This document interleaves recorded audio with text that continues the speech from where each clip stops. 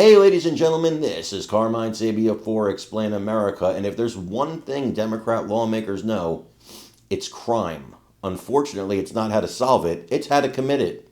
Before we get started, please make sure you like, comment, share, and subscribe. Those little things really help us out, and they help our channel continue to grow.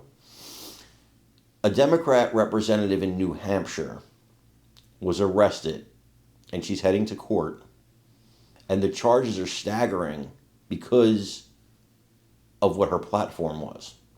See, Jody Newell, who is a New Hampshire state representative, was arrested for drunk driving, for DUI.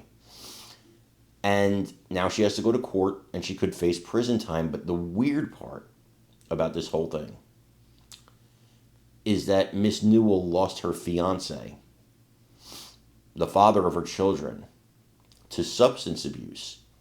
And in this interview from 2022, 2023, around that time, on a local podcast, Miss Newell goes into the fact that she's a big part of her platform.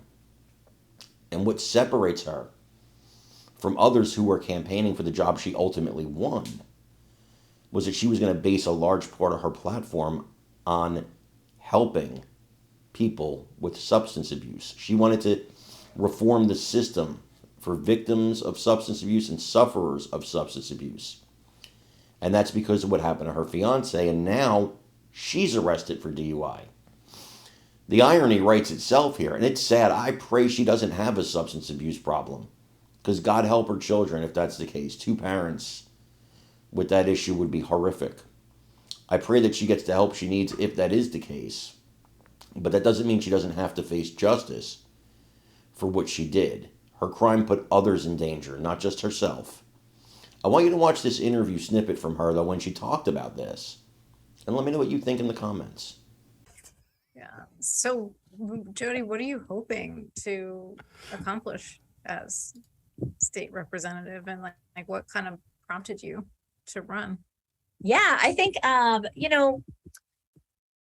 think at least the main things that are on my mind that I think are the ways that I can really make my own mark with 400 people, right? With 400 people in our 400 representatives. There can be a lot of Democrats, a lot of Republicans, you could, under the same banner that you're going to vote along on certain issues. So there are a lot of issues that I agree with.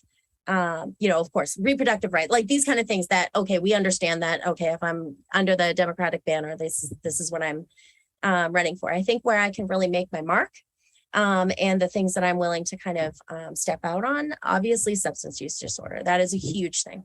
Improvement of treatment. Right now we're looking at what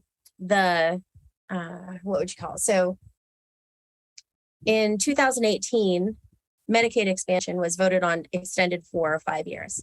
So in 2023 is when Medicaid expansion is going to be renewed. We're going to need to vote for it to be renewed, and in what form that gets renewed, because there was a waiver involved so that we could do it a little differently than, the rest of the country or other states or whatever, which we're not the only ones who did that, but that waiver was approved. So all of these things depend on, in 2023, how we're going to vote, who is in the House, who is in the Senate, and who is in the governor's seat, right?